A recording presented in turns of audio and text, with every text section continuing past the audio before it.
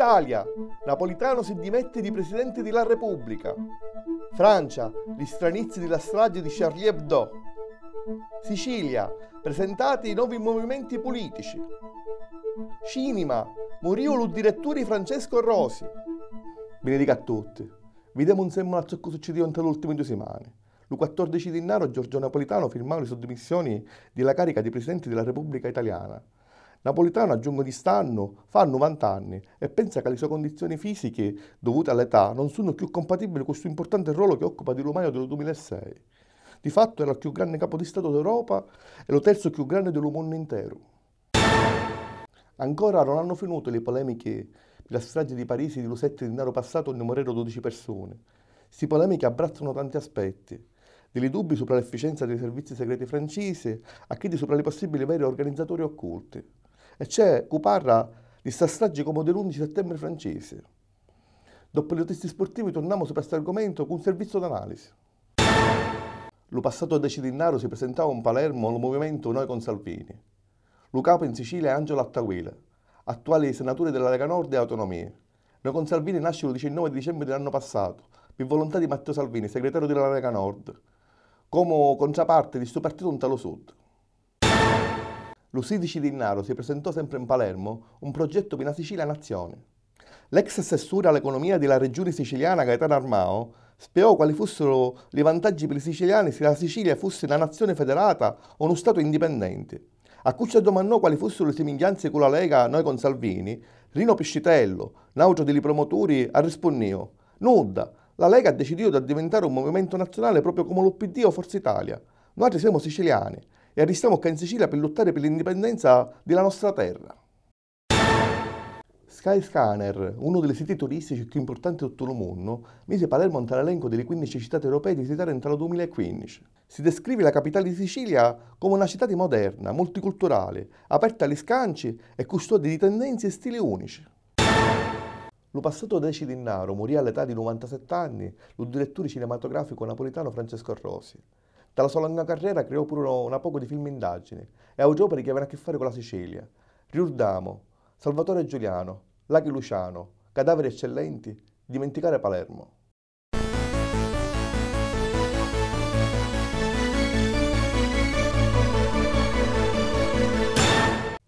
Benedica a tutti, palluni. Carlo Ancelotti, attuale allenatore di Real Madrid, lo passato 19 di gennaio con una cerimonia casitinni a Firenze, trasio ufficialmente in tala Hall of Fame, che la FIGC e il Museo di Palluni di Coverciano istituirono 4 anni in arreri. C'era pure l'ex arbitro Stefano Braschi e il dirigente juventino Giuseppe Marotta. Sti nomini s'avevano fatto il 20 di ottobre dell'anno passato. Lo 12 di gennaio l'Iraq battiu la Giordania per 1-0 nella Coppa d'Asia, ma la notizia che si sappi solo qualche giorno appresso è che l'ISIS a Mosul ammassava in pubblico a 13 carosi perché li aveva trovato mentre stavano vedendo sta partita alla televisione e dunque stavano trasgredendo la Sharia. E ora vediamo il servizio di analisi di Salvatore Ciminata sopra la strage della redazione di Charlie Hebdo. 55 ore colluciato per l'aria. A così cominciavo il 2015 in Francia. E la mattina dello 7 di gennaio, quando 2 terroristi trasino un tala sede dello settimanale satirico Charlie Hebdo, tala capitale francese, sparando un neglie e ammazzando a 12 persone e ferendo a 11. Vediamo passo passo la ricostruzione delle fatte. Quali sono i motivi di sta strage?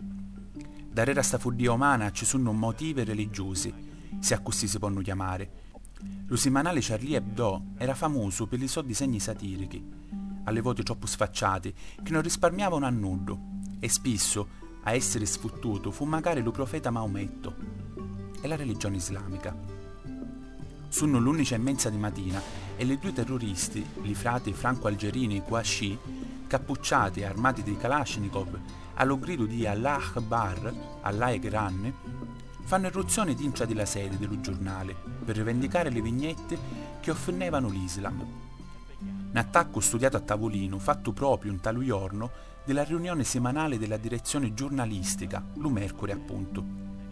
Secondo le prime affermazioni delle cristiane Casila Scansaro, pare che i due frati, una volta trasuti in tale sede, cercavano per nome e cognome alle disegnatura, colpevole delle offese fatte alle musulmane. 9 le disegnatura e dirigenti ammazzati, 2 poliziotti e un guardaportone. Ma cosa sono le frati Kouachi e per cosa vagliono? La polizia riuscì a identificare alle 2 protagonisti della strage perché in tale macchina utilizzata per scappare i sinne trovavano il documento del riconoscimento dello più picciotto. Said e Sherif Kouachi erano noti alla polizia francese perché uno delle 2 aveva stato processato in tale 2008 perché considerato associato allo gruppo jihadista iracheno di Parisi. Infatti le 2 frati passarono l'ultima estate in Siria forse per meglio prepararsi e allenarsi per sta strage. Darrere alle frati Kouachi c'è la mano di Al-Qaeda e proprio lo gruppo terroristico dello Yemen rivendicava o confermato l'attacco degli offesi contro il profeta Maometto. Non mancano le amenazze a tutto l'Occidente e agli infideli. Ma le ore seguenti alla strage furono ore di grande scanto per tutta la capitale francese. Lo giorno appresso, mentre tutte le forze della polizia e dei servizi segreti cercavano alle frati Kouachi, dalla periferia sud di Parisi, a Montrouge, un uomo sparò contro un posto di blocco, ammazzando alla poliziotta Clarissa Jean-Philippe. Lo responsabile della scopettiata fu Amédi Coulibaly, che lo giorno appresso, lo 9 di Jinnaro, pigliava in ostaggio alcuni ebrei dentro a un negozio kosher. Momenti concitati e subito si comprendeva che l'azione di Coulibaly e chi delle frati erano colleati avevano lo stesso fine. I 2 frati e Coulibaly furono ammazzati dalla polizia, con azioni contemporanee, solo a metà pomeriggio, le prime a 40 km di Parisi e lo secondo dentro ad un negozio kosher. Ma lo scanto, a dire la verità, non finì, assai furono le amenazze a tutto l'Occidente e l'allerta resta alta. Lo mondo del web si scatenò con gli hashtag Je suis Carly per manifestare l'appoggio alla libertà di parola e di stampa. E magari milioni di francesi, domenica 11 di Jinnaro, semmola a 50 capi di Stato e di governo, scennero alla Place de la République per fare la stessa cosa. Tale giorno appresso ci fu l'arresto in tale Belgio, in tale Germania e in tale Grecia di uomini sospettati di terrorismo e l'Italia mandò alla sua casa 9 uomini intricati con i jihadisti. Secondo le date dei servizi segreti, avessero essere vinti le cellule dormienti pronte a fare stragi pede per tutta l'Europa. Assai sono le cose che non quadrano in sta trista storia. Prima di tutto, il fatto che i servizi segreti algerini avevano avvisato i servizi francesi di un possibile attentato in Francia, ma non dessero importanza a sto avvertimento. Altro fatto strano è che si allentava lo controllo verso sti fanatici musulmani che diventarono protagonisti di sta strage. E studiando le varie filmate che afferriarono in tale web, non mancarono magari malepensieri e complotti darrere a sti fatti francesi. Le opinioni e le reazioni mondiali furono tante, ma sia la stampa occidentale e magari chi orientale condannarono le stragi, a sfavore di chi pensa che tutte le musulmane sono terroristi. Di una banna c'è chi accusa lo semanale di essere troppo offensivo, dell'altra banna c'è chi pensa che sti eventi attaccarono soprattutto la libertà di parola. Accettabile o no, i disegni di Charlie Hebdo parino un poco sfacciati e offensivi, ma ad esempio sto semanale non si aveva risparmiato con l'offendere le varie religioni, assumendosi le proprie responsabilità. Certamente a rispondere con lo fuoco a sti disegni è troppo eccessivo. La tolleranza vissa essere sia da un lato evitando le offese a mezzo satira che dall'altro evitando stragi di sto tipo, ma pare proprio che nudo vuole fare un passo in darrere. Quale Dio demanda di ammazzare per definirlo delle offese varie? Né lo Corano, né la Bibbia, né la Torah addemandano una simile barbaria.